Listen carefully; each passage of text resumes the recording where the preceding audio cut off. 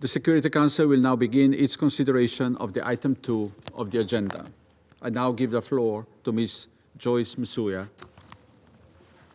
Thank you, Mr. President. Mr. President, members of the Council, thank you for this opportunity to brief you on the latest humanitarian situation in Ukraine.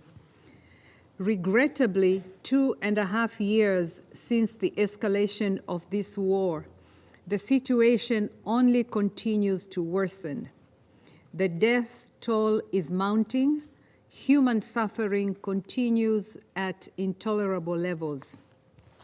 The Office of the High Commissioner for Human Rights reports that since 24 February 2022, over 11,700 civilians have been killed.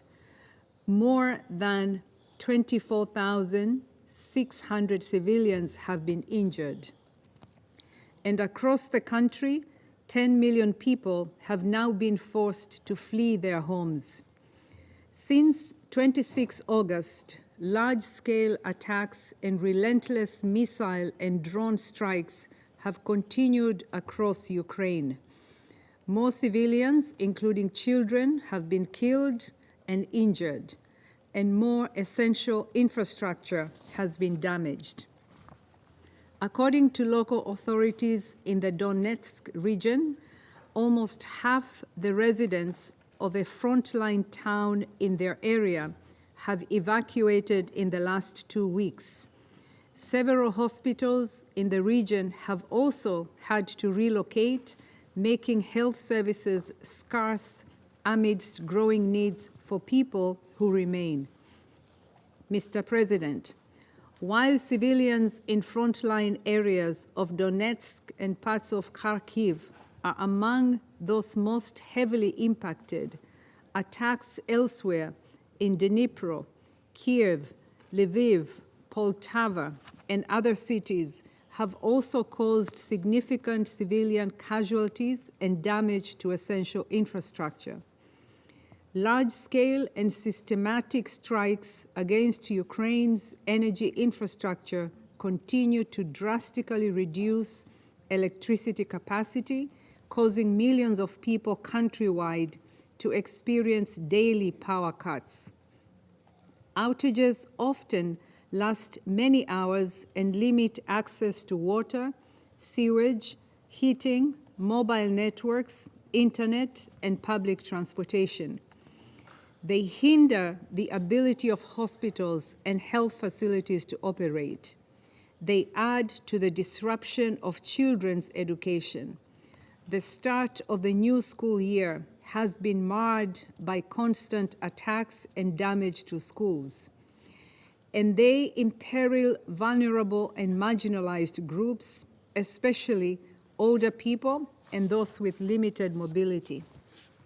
This toll will be amplified over the winter as energy needs increase. Mr. President, we should also not underestimate the long-term psychological impacts of these relentless hostilities. Civilians across Ukraine are spending endless hours in bomb shelters as air raid sirens sound and as they wait for the missiles to stop. People living in regions along the front line often spend days on end sheltering from the fighting, and millions of Ukrainians face death, destruction, and the fear of attack on a daily basis. Nor should we ignore the disproportionate impact of the war on women and children, who continue to face additional barriers to accessing essential services and increased risks to their safety, including from gender-based violence. Mr. President, we are deeply concerned by the recent expansion of fighting to new areas on both sides of the Ukraine-Russia border. Since Ukraine's military operation into the Kursk region of the Russian Federation on 6 August, at least 130,000 civilians have been evacuated, according to local Russian officials.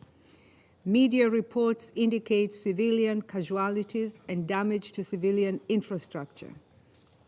I must remind all parties of the obligation to take constant care to spare civilians and civilian objects as international humanitarian law demands.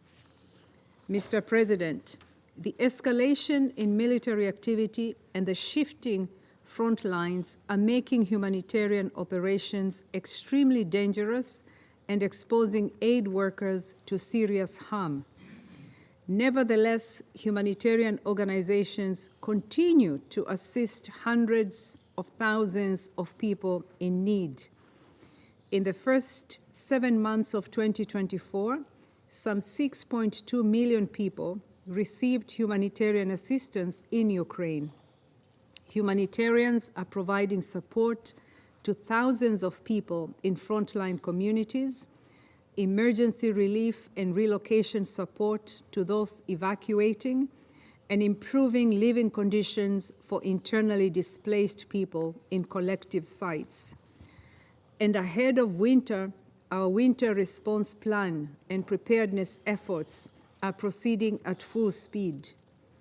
Here, I want to pay tribute to the courage of all humanitarian workers in Ukraine, particularly the local volunteers, civil society organizations, and other groups who risk their lives to provide this support and who keep humanity alive amid the death and destruction.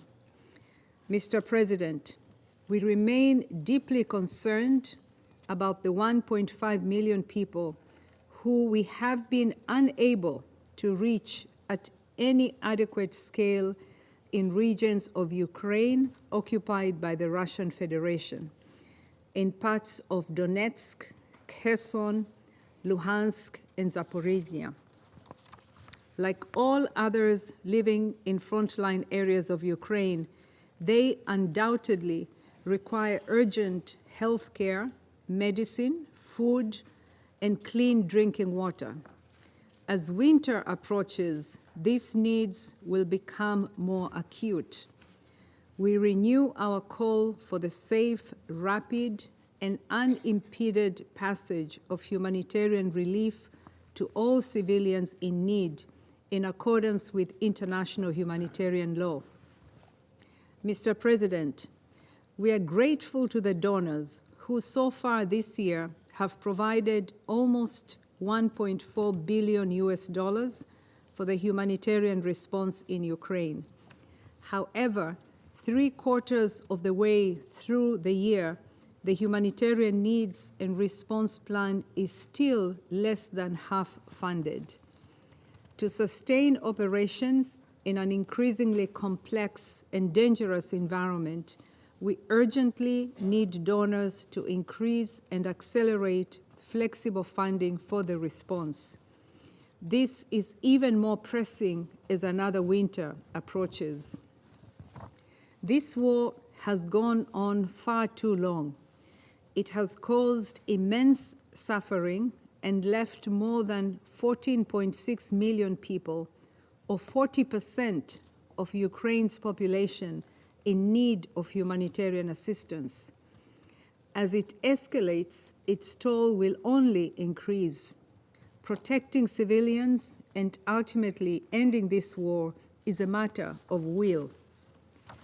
As heads of state and government leaders prepare to attend the 79th session of the UN General Assembly, opening today, I once again call on Council members, indeed all member states, to seize every opportunity to secure the decisions that will spare civilians and finally bring this war to an end.